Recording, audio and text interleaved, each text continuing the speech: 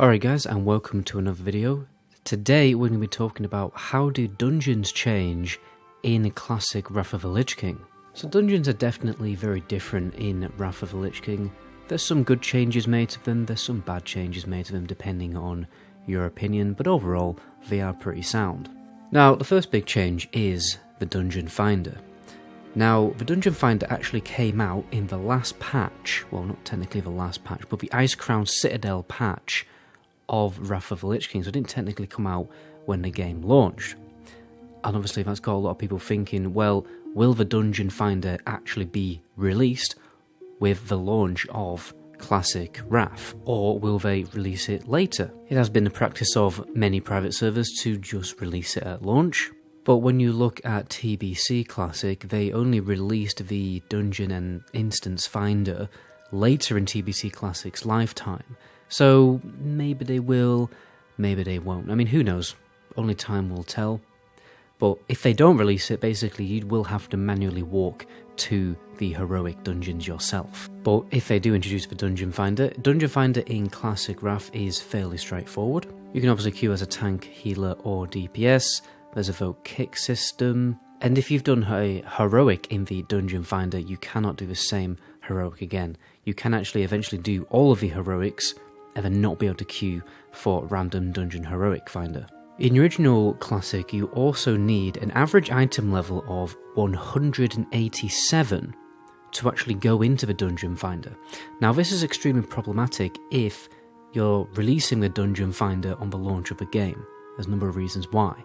And the simple fact is, it's very, very difficult to get to that average item level of 187. It's why private servers reduce that average item level down. The reason why it's so difficult is because you only have access to a certain amount of high-level dungeons. For instance, Utgard, Pinnacle and things like that, to get gear from. You can't do every single dungeon to get gear from, because then the item level of something like the Nexus, for example, will have much lower item level. And then the majority of questing greens have the average item level of 174. And only some blue quest rewards, which are from very long quest lines that require you to kill a big elite, at the end in Storm Peak's Icecrown Citadel, will have 187 gear. And then on top of that, there's certain items that you just simply cannot get with the average item level of 187, like Death Knight sigils and relics and things like that. So it's very, very difficult to get to the average item level of 187. You may be wondering, well, why is it in the game? It's because Dungeon Finder was released with normal mode, Forge of Souls, Halls of Reflection and things like that. That actually dropped to 13 average item level gear. And obviously Trial of the Grand Crusader on normal mode as well. So you can gear up in Trial of the Crusader, Forge of Souls, etc. on normal mode to get it ready for heroic mode. But if they release Dungeon Finder on launch, we won't have access to the dungeons because they're not being released yet.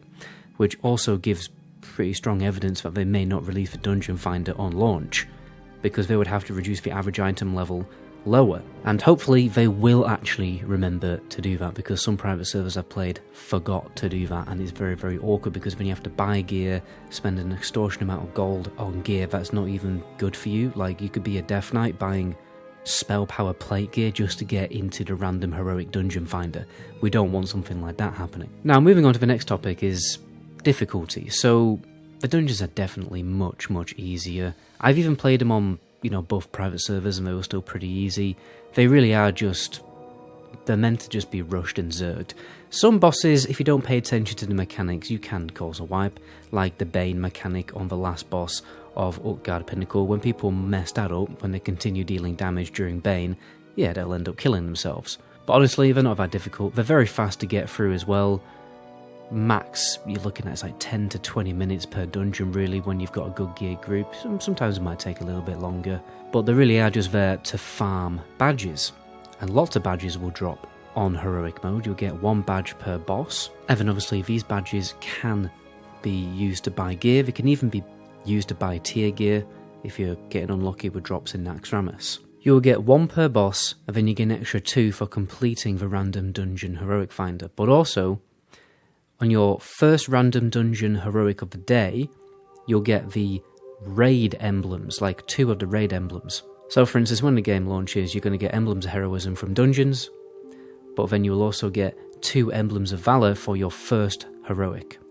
and then after that you'll just get 2 extra emblems of heroism. And the emblems that you get from heroic dungeons will change depending on the content. So when Ordoir comes out, you now get emblems of conquest from raids, and then emblems of valor from the random dungeon heroics, and so on and so forth. The loot is also a little bit different. You don't get like random gems or anything like that, and you will also get a guaranteed epic from the last boss of the dungeon. So it's important to note that new dungeon content will be released. So in the Trial of a Grand Crusader patch, you will get an extra dungeon called Trial of a Crusader, and this will actually reward much better gear than you would get from a normal heroic. It's actually epic quality gear, and then obviously the heroic version will actually give slightly better than heroic gear.